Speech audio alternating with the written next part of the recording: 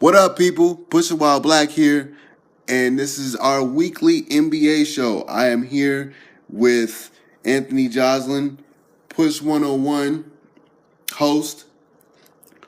What's up, Ant? What's up, bro? So, I watched 3 games. They were mostly Bulls. They were all Bulls. And then I actually went to a game Friday. Kudos to Big Andy for the tickets. Man, it was cool. I went to the Pacers versus Mavericks game, and it was Star Wars night. And after seeing the Mavericks up close, their health is a little better. I saw Devin Harris. Dirk was out, and he's trying to nurse an Achilles. And from what I've seen live, couple things. One, in the grand scheme of things, the Pacers aren't that good of a basketball team. It's basically... But here's my question. Why they're not good as a basketball team? Right, because I watched 2 games and they have all the pieces to be really nice. Because they don't have a second scorer consistently. I mean, they got Miles Turner, and Miles Turner is a good big man, but if you're not giving him the ball, then there's no point. Hey, man, that nigga hunts his own food without no gun. But if you're not giving him the ball, there's no point. And then it's Paul George and no one else. Okay. So, and really, I'm going to say something about the Mavericks. It's Wesley Matthews, and if Wesley Matthews doesn't go, then you have no team. Wesley Matthews is the linchpin of that squad. Okay. And if he's not going, he snapped off for I think 30 Friday. And Harrison Barnes had a good game, but we all know Harrison is inconsistent, and he started out inconsistent. It just sort of worked. Seth Curry didn't get a lot of play, which was good. They had Devin Harris do. It's weird because they keep trying to put Seth in like the rotation, and I just don't think it works a lot. And I think it's Wesley Matthews. I think Harrison is good as a forward, not being the main option. I think as long as he's not the main option, he's like the third option or he's like the second option some nights, I think they'll be fine. But when he first got here, he was the main option just because Wes was hurt, or they still try to get Dirk involved, which is good. I mean, he's the franchise. You do that, but it's Wesley Matthews or nothing. Like if he's not doing a good job, or if he's not playing, well, that team doesn't go anywhere, and they're still 5. They're still 5-17. They're still a bad basketball team, but when they win and when they do well, it's not necessarily Harrison Barnes. It's Wesley Matthews. But Harrison Barnes, when he's not being asked to be the closer for you, it actually works out as him being, because with Golden State, and brother, correct me if I'm wrong, like, he's not a microwave guy, and he's not a guy that comes off your bench well, and you're expecting him to be a consistent scorer.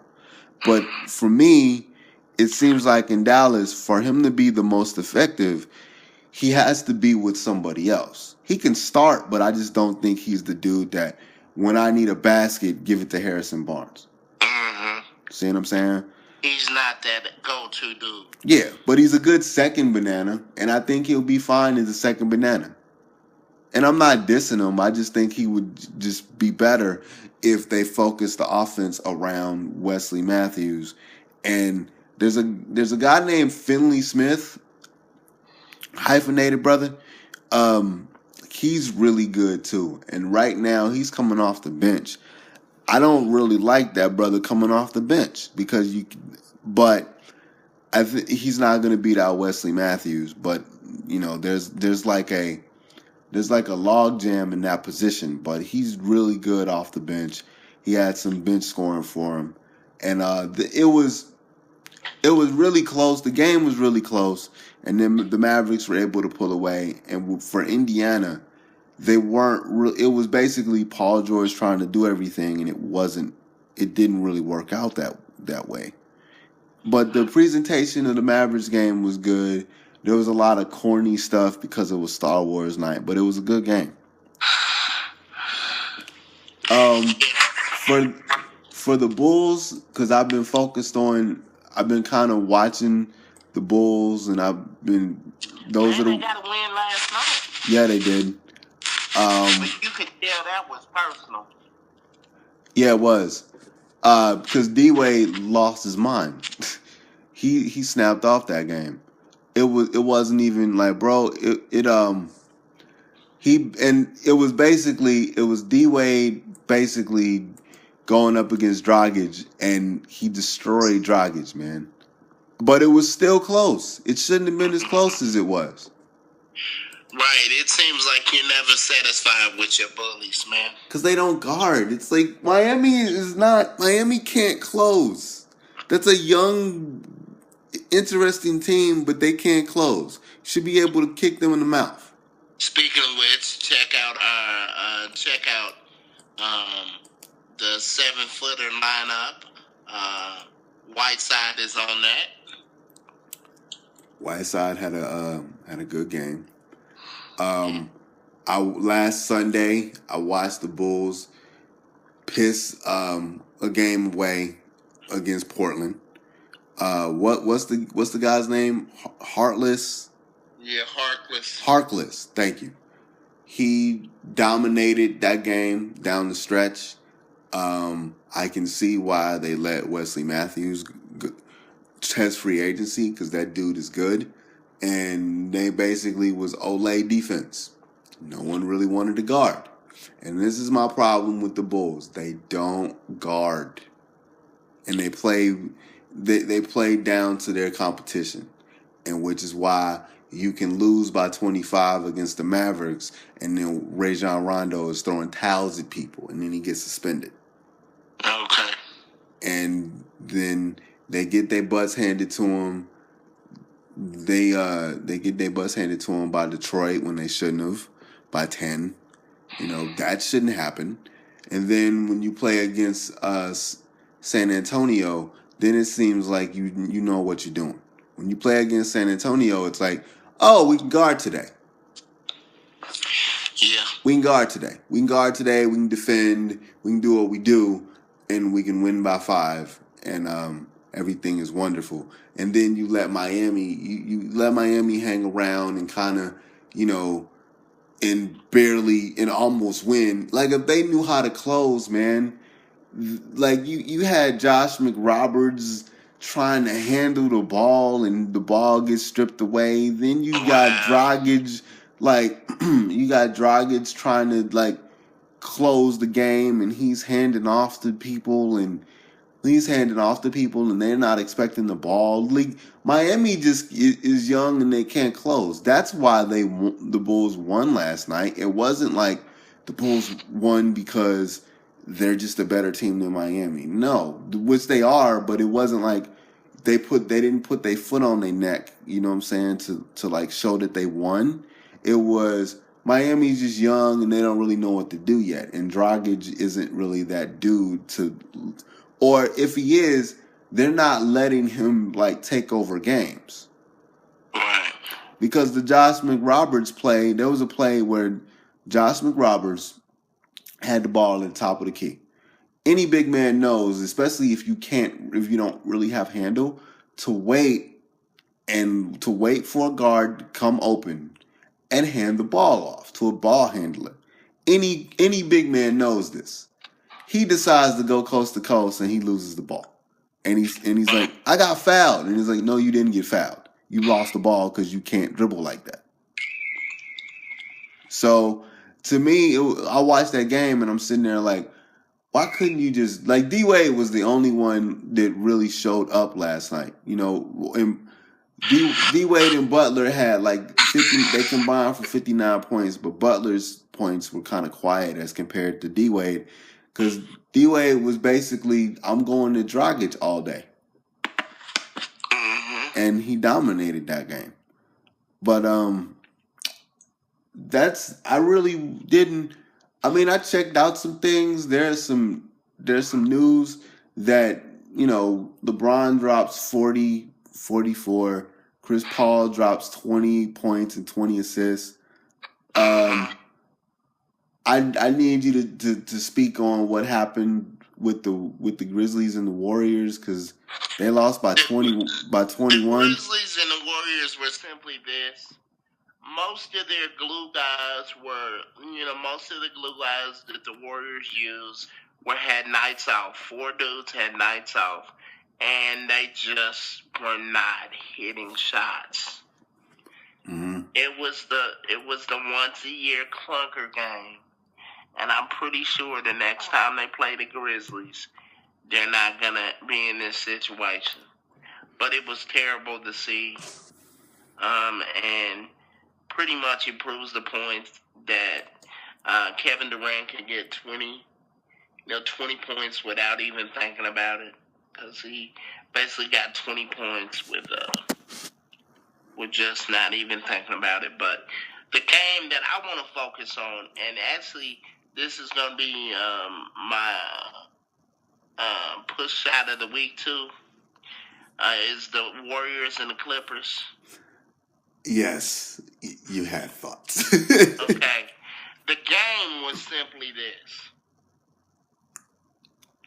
And I'm always a little bit more concise than my co-host. That's the reason why we work together, well, like peanut butter and jelly. Mm-hmm. The Warriors got off the bus wanting to play a basketball game. The Clippers, I don't know what they wanted to do. And the only dude that had heart was Jamal Crawford. If the Warriors could work out a deal for Jamal Crawford, the Clippers would be a bum team. Now,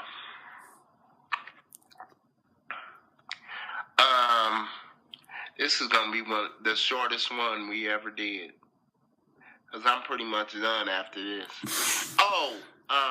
Now let me get to the Milwaukee Bucks. Mm-hmm. Milwaukee Bucks, I see a flaw that you need to work on. Their half-court offense is crap. Okay, give me some X's and O's of what you're saying. Here's the deal. I saw 2 Milwaukee Bucks games.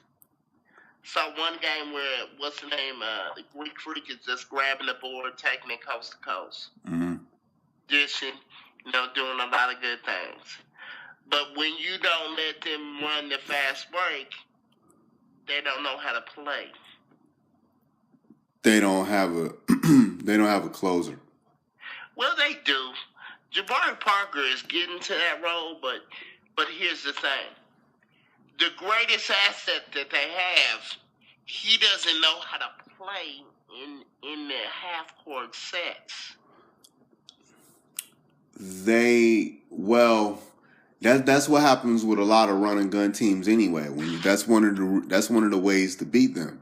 Like, okay, the best way to beat a run and gun style team is to slow the game down and then make them score, or make them like, okay, we can't outrun you now, because the game now, it's like, okay, who are we going to give the ball to? Who are we going to give the ball to, like, when the game is in half court, to make sure they got buckets?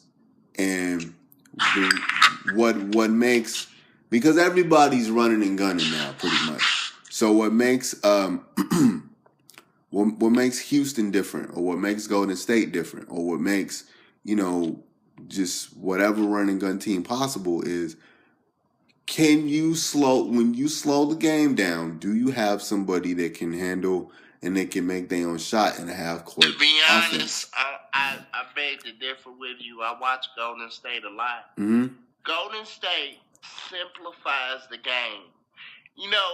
There was something I think about a week ago where Charles Barkley was saying that Golden State plays like girls. Mm-hmm. And, I'm one of these. My friend Grady will say, he said, you're a zero-sum dude. He'll be like, man, you'll break it down to what it is, and you'll just separate all the, you'll boil the fat off of it. It doesn't matter how you play as long as you win. And so when Charles Barkley, who is by concept, he hates the Golden State Warriors. He hates 2 players on the team. And he probably hates the coach. Get him. And he just goes on diatribes every week, against the Golden State Warriors. Now, I'm not saying that the Golden State Warriors are affected by what he says. Because they're not. You gotta take that with a grain of salt. You gotta take everything that certain pundits on TV with a grain of salt. You gotta take Tommy Lauren with a grain of salt. She's just not the brightest person. And she gets to speak. Okay? Because she's pretty. Well, yeah. But we're not gonna go into that right now. We can. That's a whole nother podcast. Exactly. YouTube will probably so many people so many people want to put want to treat her with kid gloves. No one wants to. No, he really didn't. I watched the video, and I don't want to go into it now. Maybe we need to do another video on that. He really didn't. If you watch The Daily Show, that's The Daily Show's tone. Yeah. With somebody that you already know that they're opposed to. Yeah. You know what I mean?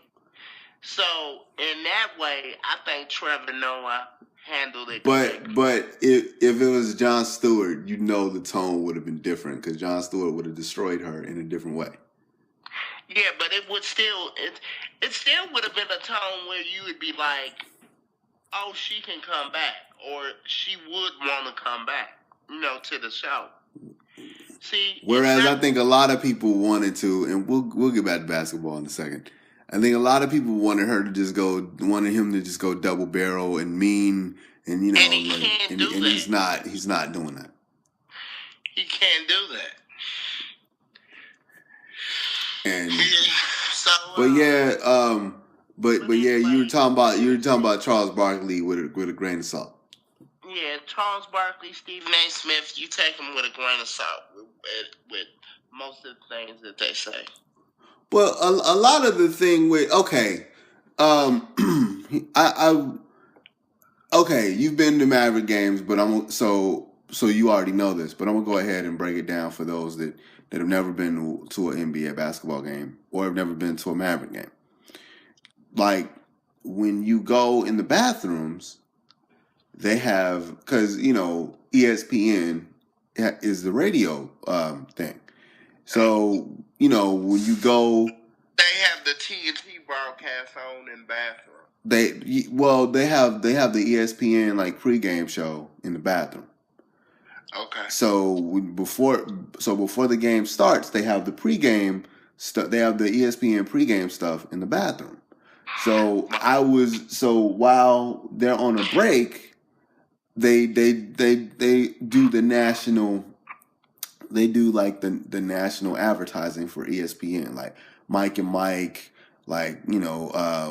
whatever else. Because I haven't listened to ESPN radio in a while, so they were doing a Mike and Mike segment about the Warriors, and Mike Greenberg was like, "It's not fair."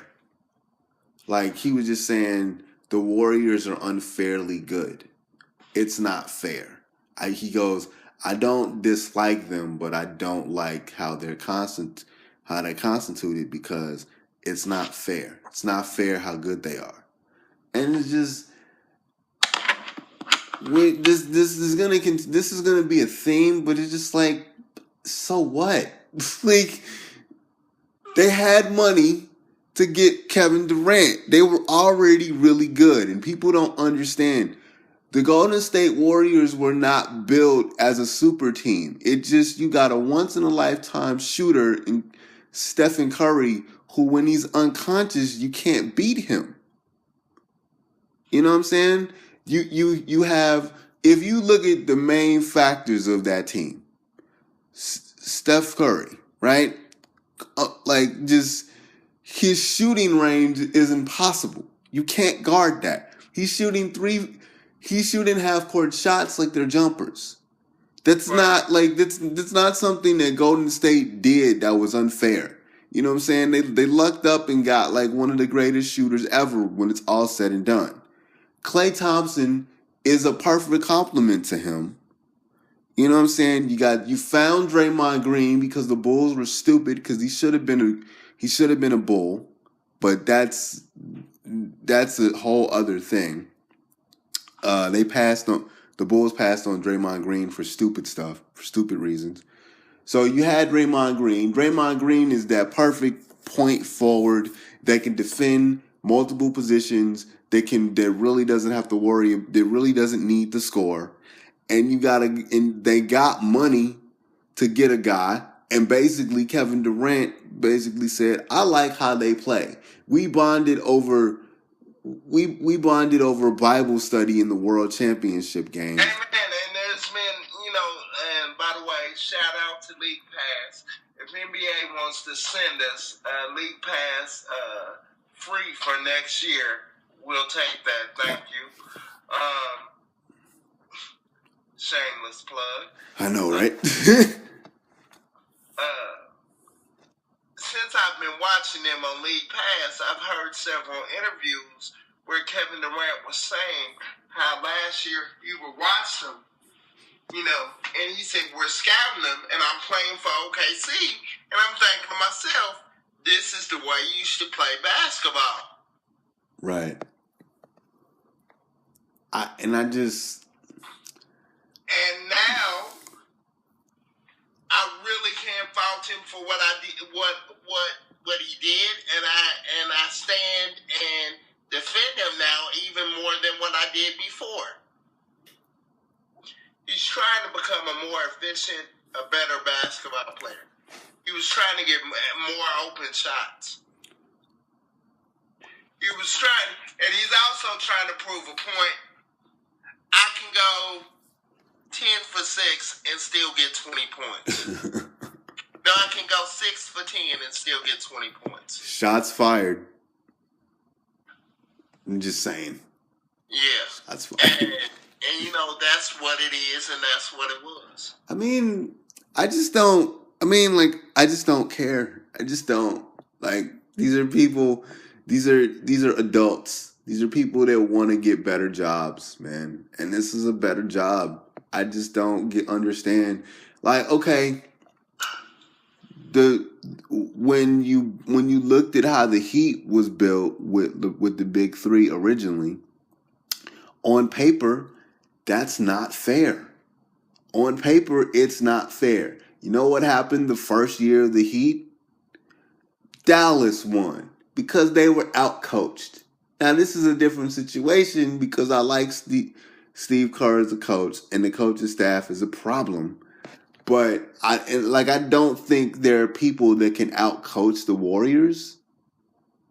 But you never know, because I thought last year that the Warriors were going to beat LeBron, and it didn't happen because they had other world games during that series.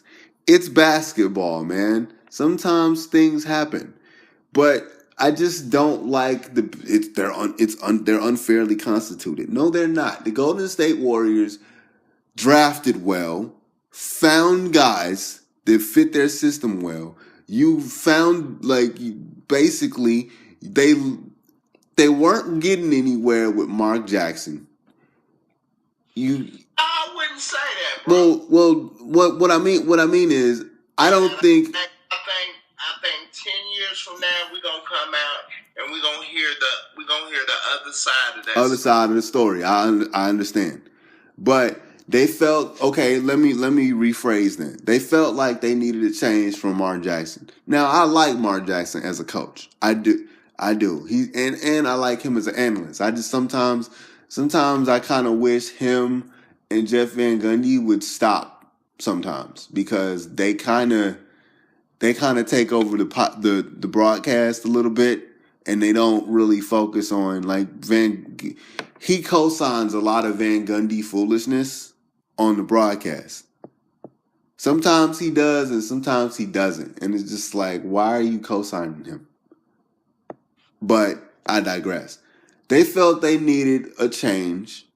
They got Steve Kerr.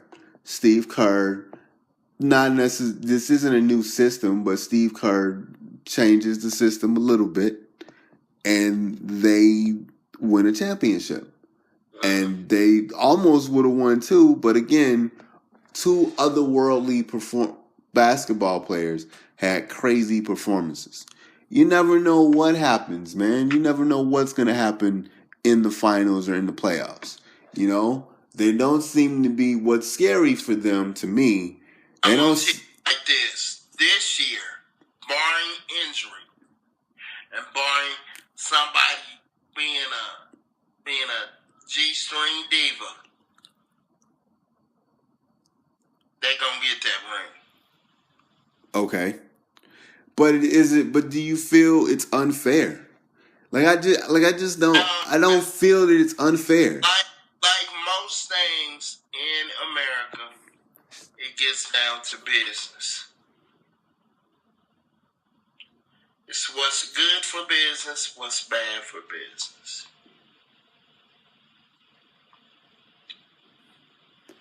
And the fact that they've lost and the fact that they've gotten their butts handed to them a couple times, like, it tells me that, you know, this team can be beatable. Now, do I think they can be beatable in a 7-game series? No, but I didn't think that last year, and they lost. You know what I'm saying? I'm not gonna sit here and when you really don't understand that the majority of that team was built because of good draft picks, and you just got a guy that just decided, look, I'm not going anywhere with Russell Westbrook. I'm gonna go to this team. You know, like, now what if LeBron decided to just say, I'm gonna go play for the Warriors?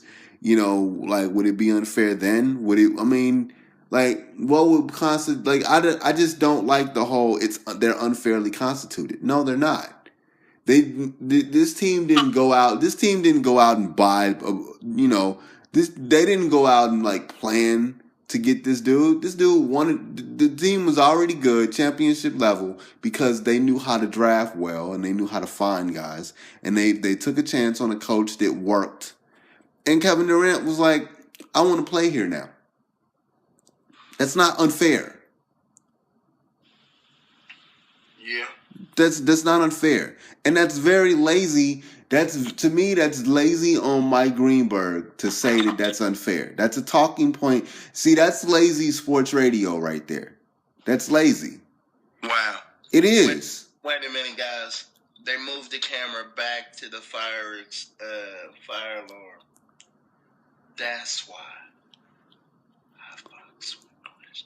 But that's one of the things where you listen to sports radio and you're like, I miss my calling, because you listen to a very stupid point that somebody makes to fill a segment, and you're like, I miss my calling, because that's laziness. That's laziness. If you actually paid attention to how the Golden State Warriors were constructed, and they have been saying for a couple of years, and like they said when they won a championship, they were like, they're probably going to end up being better because this year they're going to have a lot of money and they're going to sign a free agent. So we all knew that this was coming. You know what I'm saying? Do people like the fact that Kevin Durant did what he did? No, but I don't think of it I don't think of it as because I don't have loyalty when it comes to dudes on a basketball team, because everybody's working. You know what I'm saying? So I just think that's lazy to just say they're unfairly good when they can't help that. you can't help that you found a guy in Steph Curry. And oh, by the way, it was a reach for them to draft him number 8. Nobody thought he was going to be what he was. Nobody thought Klay Thompson was going to be what he was. Right. You know what I'm saying? And they didn't know that like all this money was going to be off the books, and then ta-da! Right. They got this money. Like, so whatever they was going to, if Kevin Durant didn't go there, if Chris Paul went there, they'd still be unfairly good. So that's lazy to me. That's a lazy that segment. That thought process. Pretty much the way they was playing without anybody else knew, it would have been a lazy thought. Right. I mean? It's unfair. Like, you know, and I get it. It's we do podcasts. We're long form. We don't have commercials. We don't have ratings that we have to deal with. We can just go and we can just say what we want. They got ratings. They have things that they have to do. I get it. You know what I'm saying? But that's lazy. That's lazy sports radio. And I as a sports radio head, that's been that way since he was like 16 years old. Do better. Like, that's one of the moments where I listen and I'm like, that's stupid. And like, same way you thought you know, we blast Charles Barkley and we sometimes blast Stephen A. Smith. It's like, do better. You don't have to have, that's lazy. Right. And don't, just because these dudes pass the ball, just because they're at a different comfort level with each other, don't try to browbeat them just because you got personal agendas with Kevin Durant and right. Stephen Curry. And again, it was unfair last year because they got better. That team got better last year. When you go 60 something and then you go 73-9, that team got better. And they lost.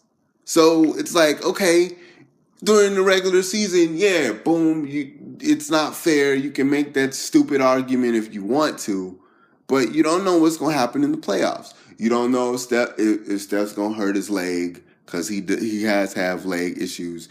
We don't know. We don't know if injury happens. We don't know how everybody else is gonna react. We don't know who's going to make the playoffs, who's going to make the playoffs, where everything's going to be, where the lineups are going to be. Not where the lineups are going to be, but where the standings are going to be. Because to be quite honest, there are young, exciting teams out there and people and teams that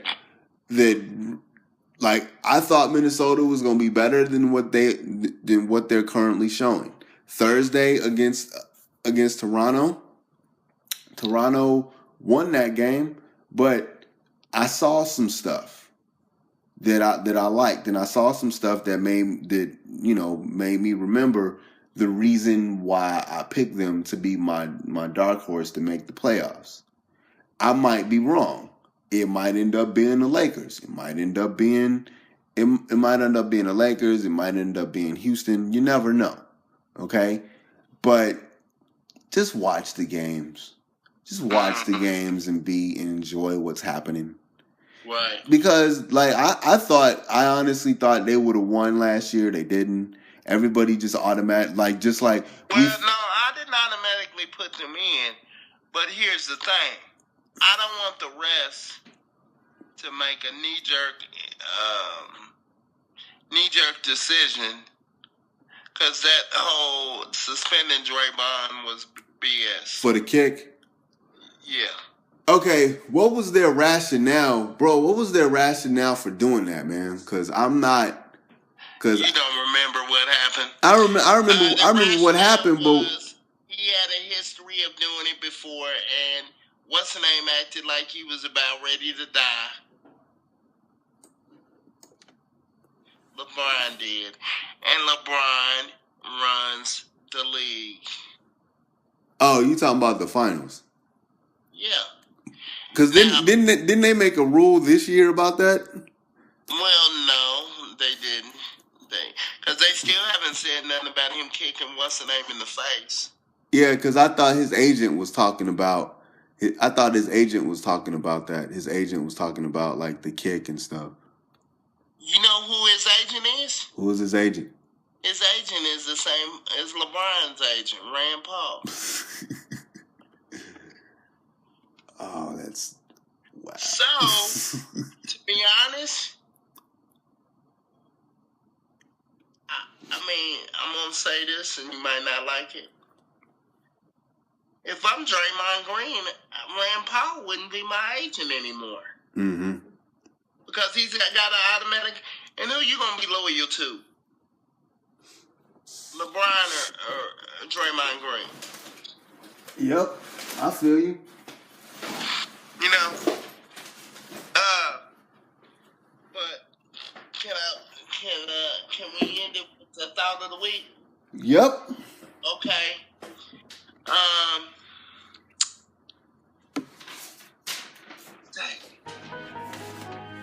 LA Clippers. This is Ant. And I know we ain't friends, we really don't talk, but let me just hip you to something. If you don't show up in the biggest games of the year,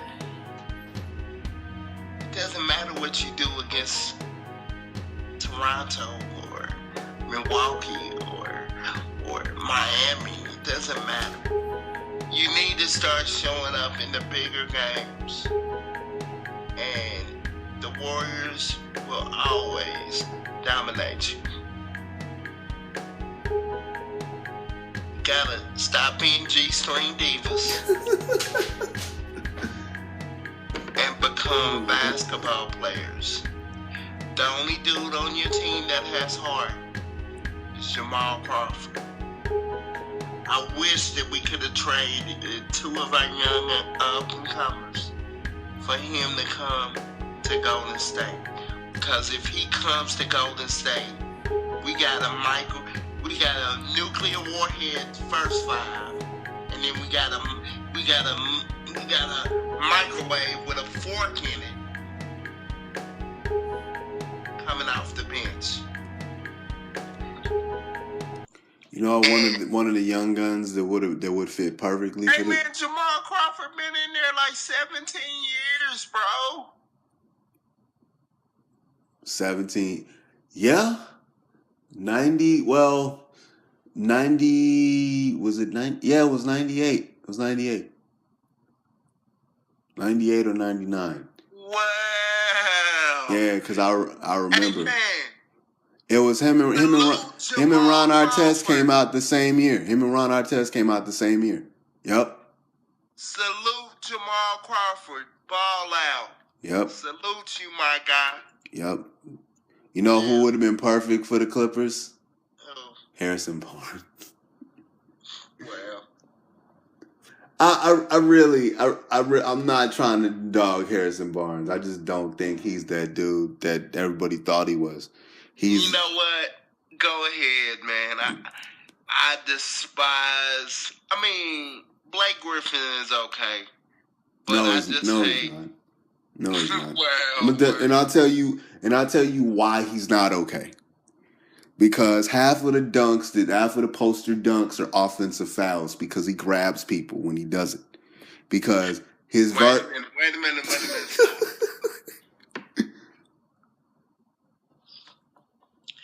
If somebody don't come get this boy and get him to produce your sports podcast. Wait a minute. Let me talk. I got another thought of the week. Here we go. Okay. ESPN, Fox Sports 1.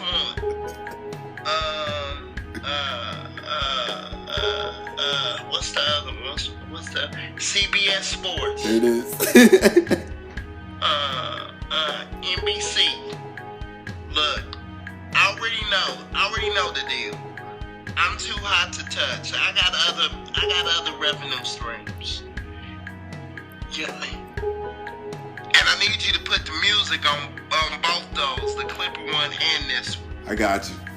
If you don't come and get Christian Dean and offer him a multi-year deal to produce your your talk radio or your talk sports show, then I have nothing more to say to you.